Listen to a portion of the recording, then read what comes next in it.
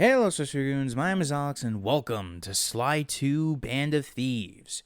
That's right, we're continuing the Sly Cooper franchise today, but, I do want to preface something, right now. Years and years ago, back when I still had a camera, well, actually, no, not when I still had a camera, but, back when, for playthroughs, I would constantly just, stick a camera in front of my TV and hope for the best. I did try to do a Sly 2 playthrough live, but I just wasn't liking how that was going. So consider this my redemption arc.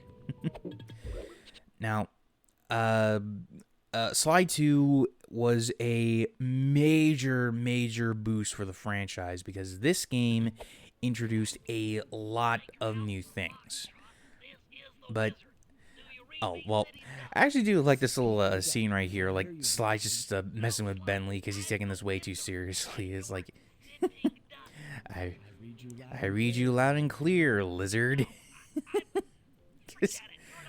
and keep that little tidbit in the back of your mind, okay? Sly's basically like, dude, just lighten up, okay? But Bentley is like still pretty nervous because unlike the last game, Bentley and Murray are actually doing field work this time around. Like they are actually in the field. They're not in the van or at their home base or anything like that. They are 100% a part of the operation. So a slight recap from the last game, though. Sly managed to rebuild his family heirloom, the Thieves Raccoonus, by defeating members of the Fiendish Five, a group of thieves that had beef with Sly's father. But they were all led by this owl named Clockwerk. But Sly was able to kill him. Well, I say killed because excuse me. Parts of him are still around. If you remember, at the end of the first game, we saw an eye of his glowing, so it wasn't fully dead. So, you know. Now, lots of things from the last game have been reworked. Firstly, there's no live system. Even if you collect 100 coins, you are not gonna get a 1-up. Instead, they are used as honest to god currency. Because there's a shop that you can go to so you can get new gadgets and stuff like that. Though there is a bit of a bullshit gadget later on, and it's mandatory for one mission. Which, I mean, why wouldn't you get it in the first place? Or just like, well, I guess I'll explain that better when I actually get there. But also, Sly has a health meter now. He's not a one-hit wonder anymore, which is great. Like seriously, like it was nice to hit enemies once and be done with it. But holy crap, was it ever like I want to say it was just as easy for you to get hit as much as it was for Sly to hit the enemy. But anyway, so the idea is to rendezvous with Murray, who is on the other side of the building, I think. But I don't really get how this building architecture works. Is it like a massive building, or is it like several different buildings? Because we were technically in a museum, and I'm not seeing anything that connects these few buildings together. So, like, is it like several buildings that are technically part of it, or what? Like, yeah. I don't know. Maybe I'm reading a bit too into that. I probably could, but oh well. Oh, Murray's the best intro ever right here. You do have to wait for it though, but I mean, hey, it is worth it. And also, Murray is not relegated to driving levels. Like, seriously, I'm so glad that they did away with the driving levels. Like, seriously, why go with those? I get it. He's the van driver, but come on, dude. Hold on a second. I need a swig of water. My throat's killing me.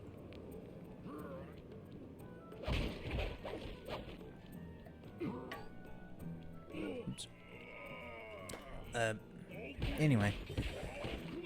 So, I kind of would recommend that you break almost everything you see just for coin, because that'll be invaluable later on. But we just go over to the balcony so we can progress the story, and Murray will open up the entrance so we can get into the Clockwerk exhibit. Just toss a statue at it, and boom, like a steel bar gate is destroyed. Gotta love zany, cartoony game logic. Oh, and also a bit of a tasteful fat jokes. Like, Murray's like, my hulking frame, and being like, he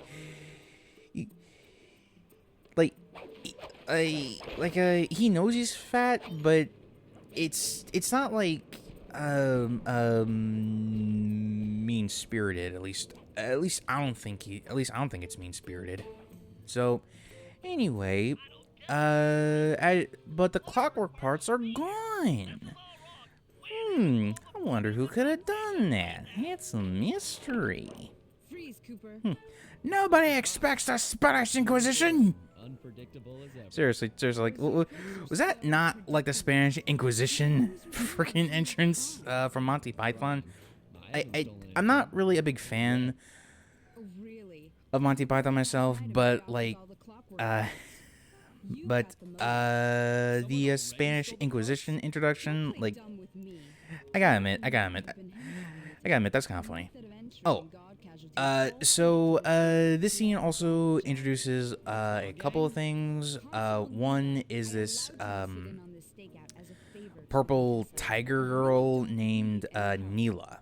I'll explain her a little bit later, but we're also reintroduced to Carmaleta, and well, unfortunately, this game introduces a running gag throughout the whole franchise, where she keeps changing her voice every game.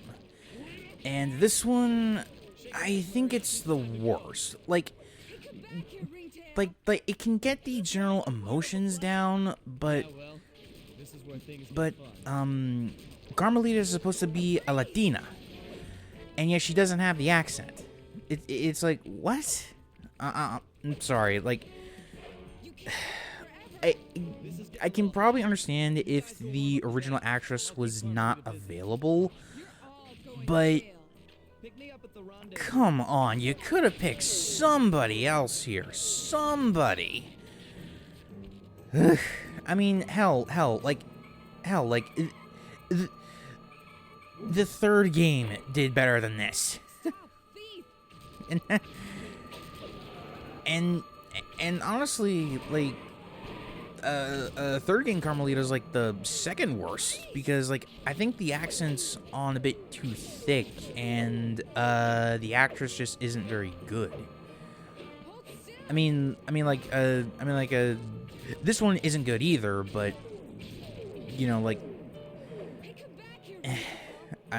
I'm probably just rambling here, but anyway, so much like the first game, as soon as you reach the end, you just jump in the van. I'll see you guys after this cutscene because there's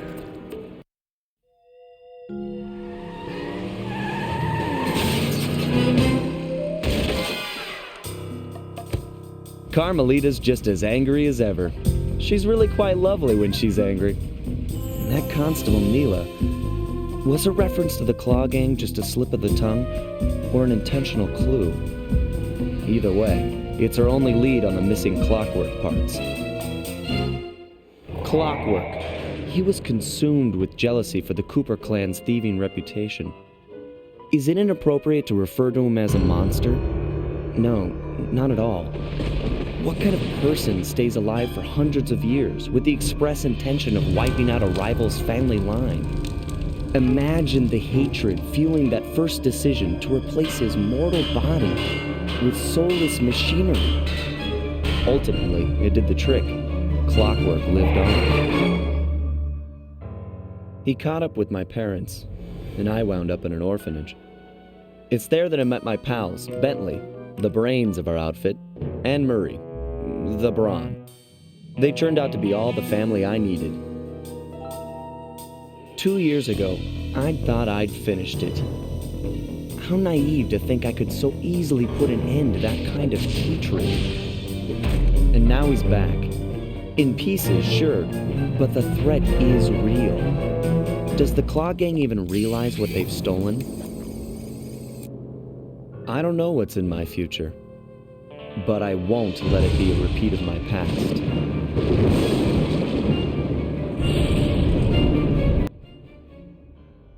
all right. Now, unfortunately, there is one more little cutscene here, but we still got the menu to go through. But you know, I think I'll save my thoughts on the menu for a little later. So anyway, enjoy the cutscene again.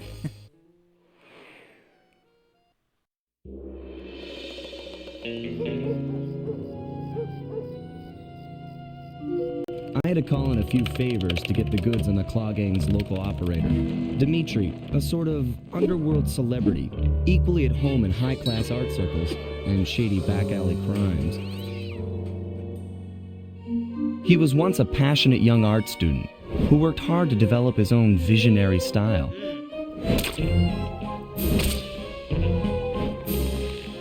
Unfortunately, the art world wasn't quite ready for his kinetic aesthetic. So he gave them what they wanted and started forging old masterpieces. His way of punishing those with bad taste. Dimitri now runs a nightclub on the west side. The thumping music, colorful light shows, and a hint of danger lure in chic young patrons from far and wide. And it's here, hidden somewhere, where we'll find the Clockwerk tail feathers. What Dimitri plans to do with the Clockwerk part is beyond me. But those plans end tonight. Alright, here we go. Sly Cooper and the gang in the Black Chateau. And it's French, okay? In case you ever want to know what that is, it's French. Okay, so now we get into the meat and potatoes of the game. So, after this establishing shot, we will pretty much get right into that. Now, I like the episode select menu more than the last game because it's a bit more fluent in my opinion. But anyway, so each game, each episode will have a hub world. Now, this hub world is where you'll find every job for the episode. Certain characters will have certain tasks to do, but mostly it will be delegated to Sly because, well, Sly is the most acrobatic, and he is the one who can get into a lot of places that Bentley and Murray can't. So, you know. such as the first job, which is a satellite sabotage. Oh, and yes, they all do have names, but don't ask me what they are because I never really commit those to memory. But anyway, so oh, but also bottles have also been reworked. So in the last game, right? As you went through stages in a level, there were bottles scattered pretty much everywhere throughout the level, right? But here, bottles are reworked to only be found in the hub world. There are 30 in each. They'll make a special. They'll make a little a dink noise, like dink dink dink dink. Oh, excuse me.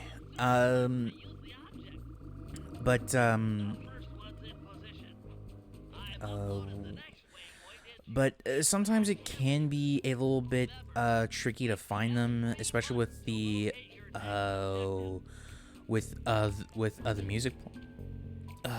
music playing. Sorry, I got a lot of air in my lungs.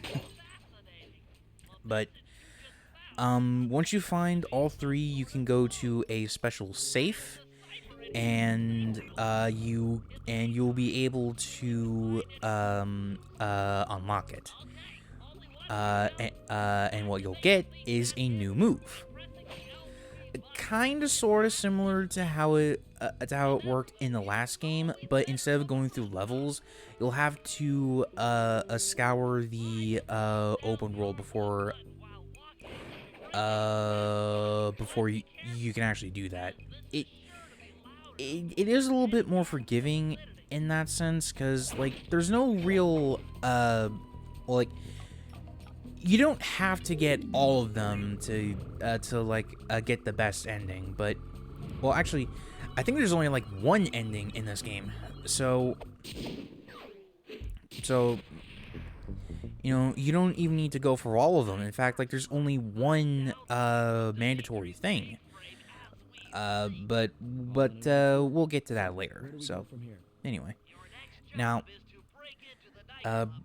breaking and entering. If I remember right, this mission actually has one of the foundations that all Sly games afterwards will do, which is some reconnaissance. But anyway, we need to head down to the cellar and meet up with Murray, because also since Sly is not a one-hit wonder anymore, neither are the enemies. So you'll have to knock them out from a certain height, or knock them into water. But that's not always the most advantageous, because some of them do have items. You can tell by the glowing dude on the left there. He has an item that you can sell online, so you can get some more coins. Let's get to it. And I will actually be taking advantage of that at certain points throughout the game. So just keep that in mind. Anyway, so we got this combat section with Murray here, and these don't happen very often, but when they do, I often prefer Murray to come in for these, because he is the strongest out of the bunch. In fact, like with any regular enemies, it takes like a 1 to 2 hits before they're down for good. With Sly, it's like 3. Bentley, I think, will do like 4, maybe 5, because he's not physically strong. But, oh well. And we also got lasers back from the previous game. These are still a security system, but they will actively hurt you if you try to touch them. So just best to avoid them entirely. Oh, and we also got flashlight guards. Now, now these guys, it's something actually pretty fun because this is also another staple of the Sly series, the knockout smash. Though that move is mainly a stealth move. If somebody sees you, it will not work.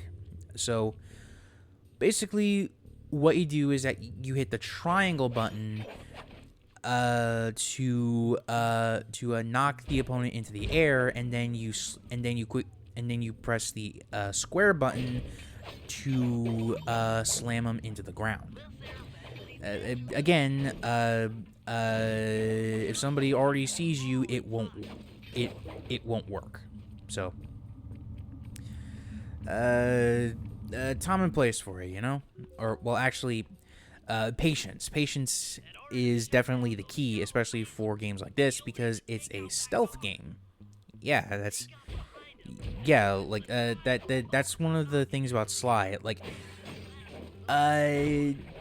despite the cartoony nature and the combat, this is a stealth game. Like, you are pretty much encouraged to not encounter foes when you can avoid it. So, you know. Oh, and also, like I said, you gotta rummage for coins because at certain points, not that easy to find them. So, just whack anything you see, and you'll most likely get some coins. Like maybe not much, but every little bit helps, right? Just like you subscribing. But yeah, okay. At times the camera can be a little bit weird, like right here, for example. But like, what can you really do, right? But yeah, the guards also have some patrolling patterns, like in the last game. But it's not. But again, you just need to be patient about certain things, right? So, and here I thought the only way that you could proceed was by combat, but nope. This is what I was talking about, avoiding combat if you can. So now we can do the recon mission a lot more quickly. And this is one of the things that the franchise would do going forward. It would actually use your binocucom, which is like your communicator and binoculars, to take photos of whatever Bentley needs in order to form a plan. Because generally speaking, the first game was like, okay, this is kind of on the fly thinking here, so we're just gonna have to pray that this will work, and so all I gotta do is just take a few photos, and that is gonna be it. We'll be then taken to a cutscene, and we will be given jobs from there. Though I am kind of particular about this because artsy dude here gotta get the shot right. But anyway, I'll see you guys after this mission brief. So see you in a second.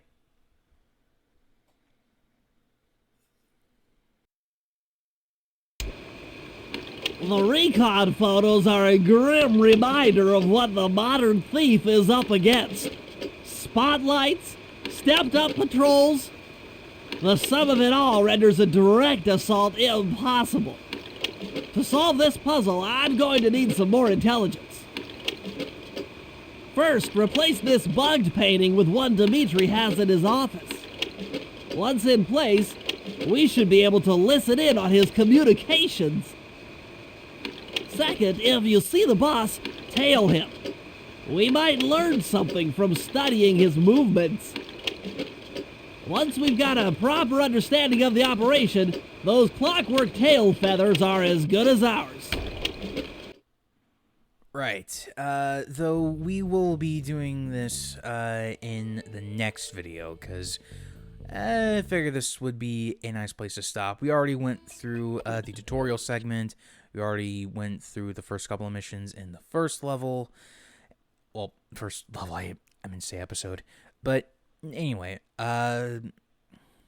well, I guess that will probably do it for this video, because don't really have much anything else to say here, honestly. If you enjoyed, please be sure to leave a like, comment down below, and if you're new around here, please subscribe to the channel, because we're on the road to 1,000 subscribers, and every little bit can help. Until next time, Goons, remember,